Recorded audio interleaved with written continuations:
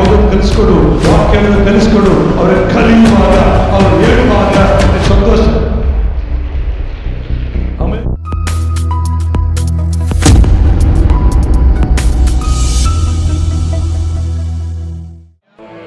ದೇವರಿಗೆ ಮಹಿಮೆ ಆಗಲಿ. ಮಗಳನ್ನು ಬಲಪಡಿಸಲಿ. ಮಗಳಿಗಾಗಿ ನೀವೆಲ್ಲರೂ ಪ್ರಾರ್ಥನೆ ಮಾಡ್ತಾ ಇದ್ದೀರಾ, ಇನ್ನು ಹೆಚ್ಚು ಮಾಡ್ರಿ.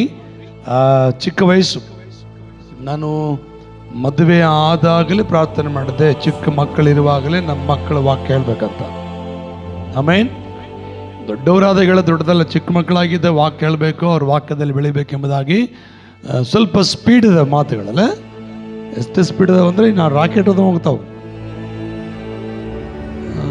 ಇಷ್ಟೊಂದು ಸ್ಪೀಡ್ ಹೋದ್ರೆ ನಾವು ಒಳ್ಳೆಯವರು. ಇಂಗ್ಲೀಷ್ ಮೀಡಿಯಮ್ ಹೋದ್ರೆ ಸ್ಪೀಡ್ ಹೋದ್ರೆ ನಾವು ಕನ್ನಡದಲ್ಲಿ ಎಷ್ಟು ಸ್ಪೀಡ್ ಹೋಗೋದು ಕಷ್ಟ ಅಲ್ಲ.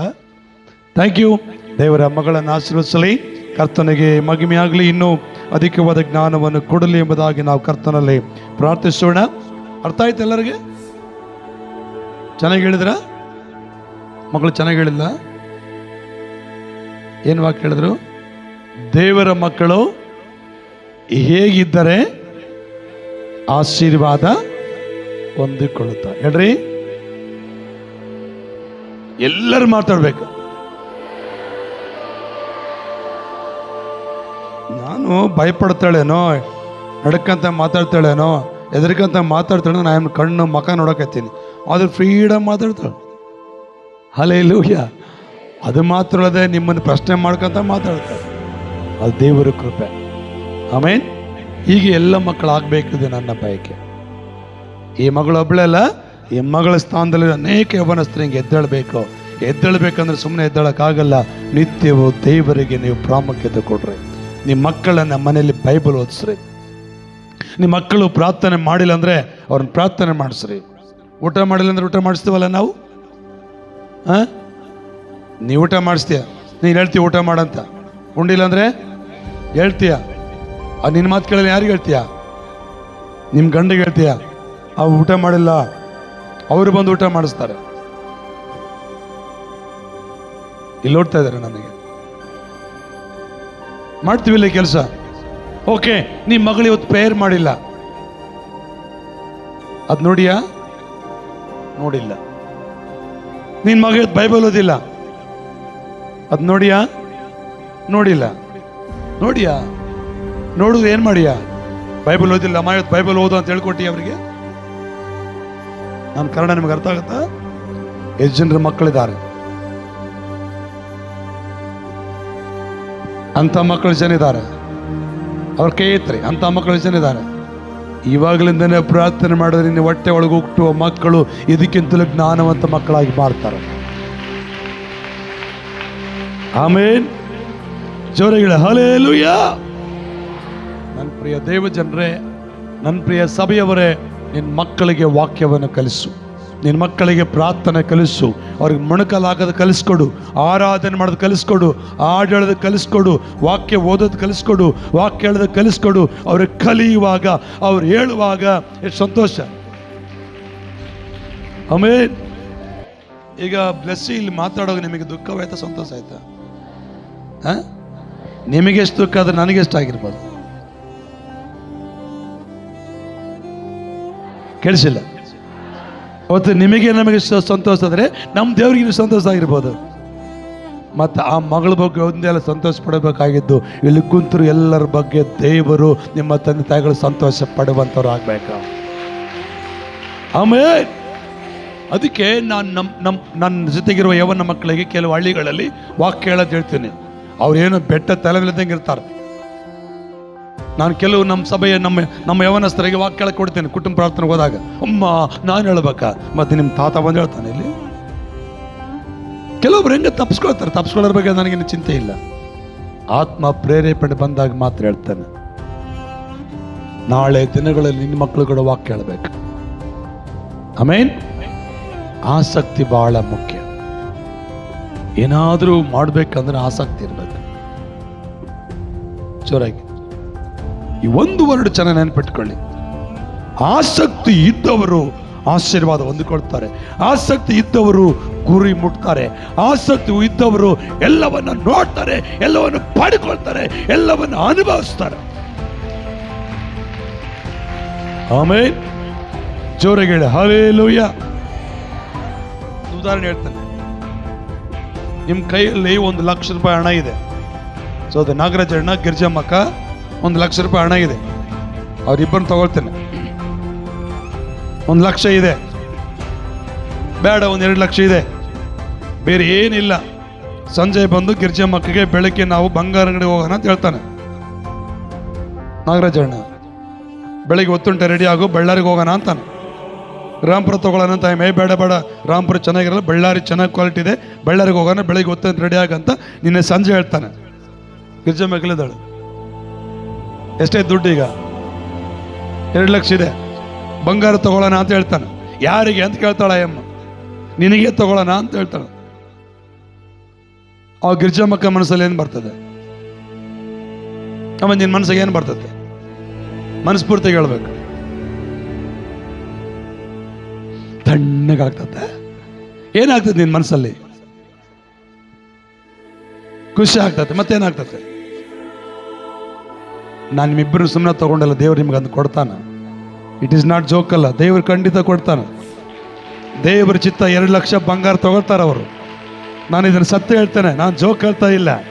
ಹಲ್ಲೆಲೂಯ. ಅದು ಸತ್ಯ. ನೆನಪಿಟ್ಕೊಳ್ಳಿ, ಡೇಟ್ ಬರ್ದಿಟ್ಕೊಳ್ಳಿ, ನೀವು ತಗೊಳ್ತೀರ. ಏನು ಮಾಡ್ತಾಳೆ ಗಿರ್ಜಮ್ಮಕ್ಕ? ಬೆಳಿಗ್ಗೆ 9 ಗಂಟೆಗೆ ಎದ್ದೇಳ್ತಾಳೆ. ಬೆಳಿಗ್ಗೆ 9 ಗಂಟೆ ಎದ್ದೇಳ್ತೀಯಮ್ಮ? ಎಷ್ಟೊಂದು ಹೇಳ್ತೀಯ? 5 ಗಂಟೆಗೆ 4 ಗಂಟೆ ಕೂಡ ಎದ್ದಾಳ ಪೈಕಿ. ಎದ್ದು ಕಣ್ಣು 2 ಗಂಟೆಗೆ ಹೊಸ ಟೈಮ್ ನೋಡು, ಇನ್ನು 2 ಆಗೈತಾ? ಇದೇನು ಒತ್ತು ಇನ್ನೂ ಜಲ್ದಿ ಹೋಗಿಲ್ಲ. ಯಾಕಂದರೆ ನಾಳೆ ಸಂಜೆ ಗಂಡಿಗೆ ಬದಲಾಗ್ಬಿಡ್ತದೆ, ಯಾರನ್ನ ಕೊಟ್ಬಿಡ್ತಾನ ಅಂತ.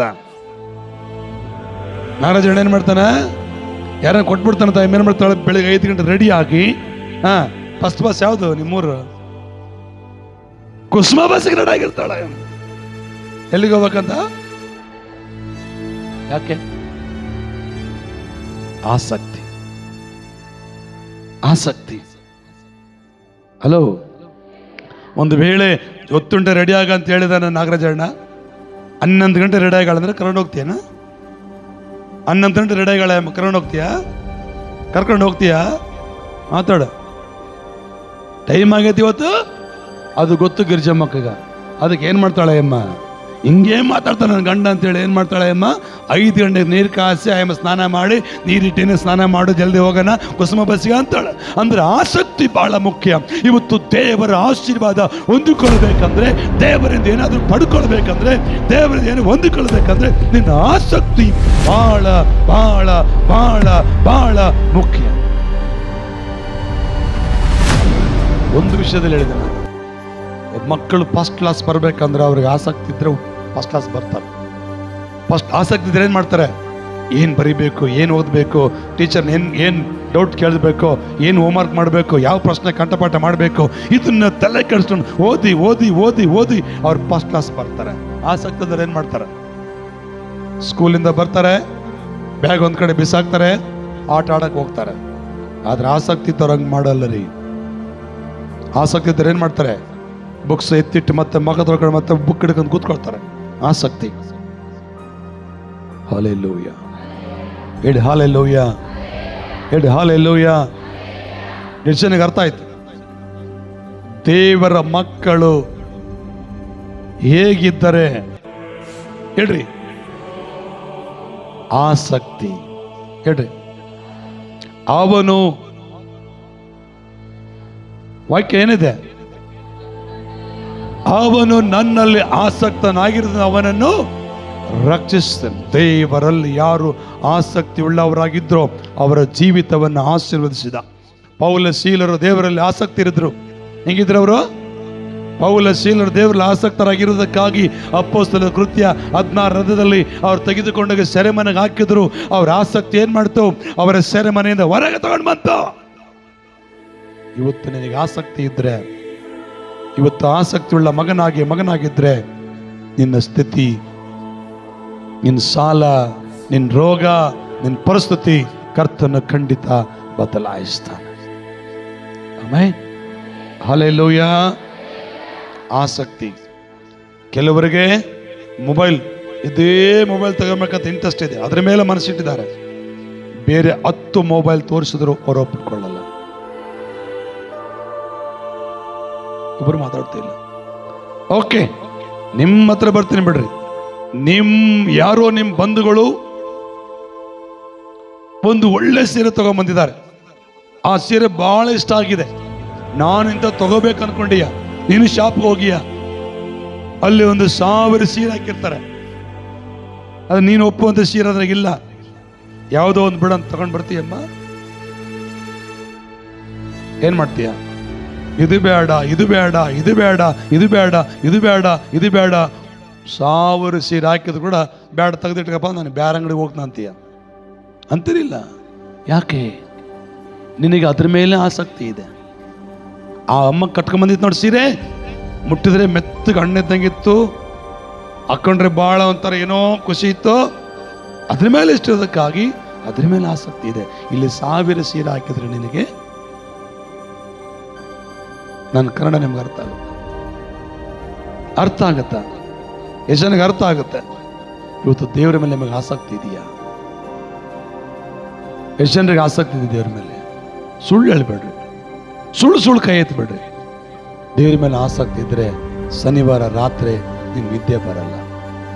ಆಸಕ್ತಿ ಇದ್ರೆ ಶನಿವಾರ ತಲೆ ಒಳಗೆ ಯೋಚನೆ ಮಾಡ್ತೀಯ, ನಾಳೆ ಭಾನುವಾರ ನಾನು ಬೇಗ ಹೋಗ್ಬೇಕು, ನಾಳೆ ಚರ್ಚ್ಗೆ ಹೋಗ್ಬೇಕು, ನಾಳೆ ಭಾನುವಾರ.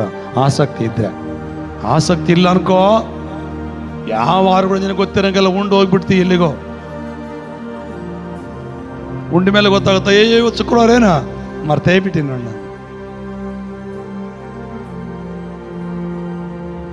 ಏನು ಇಟ್ಟತ್ತಾದ್ರೆ ಇನ್ನ ರೆಡಾಗಿಲ್ಲ, ಯಾರನ್ನ ಚರ್ಚ್ಗೆ ಹೋಗ್ಬೇಕಾದ್ರೆ ಎಲ್ಲಿ ಹೋಗ್ತಿ?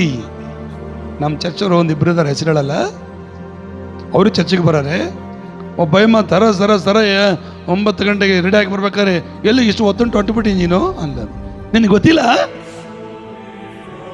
ಏನಾಯ್ತು ಇವತ್ತು, ಏನಾಯ್ತು? ಚರ್ಚ್ಗೆ ಹೋಗ್ಬೇಕು. ಅಯ್ಯೋ ಆಯ್ತಾರೇನು ಇವತ್ತು, ನಾನು ಮರ್ತೇ ಬಿಟ್ಟಿನಿ ನೋಡ. ಹಲ್ಲೆಲೂಯಾ.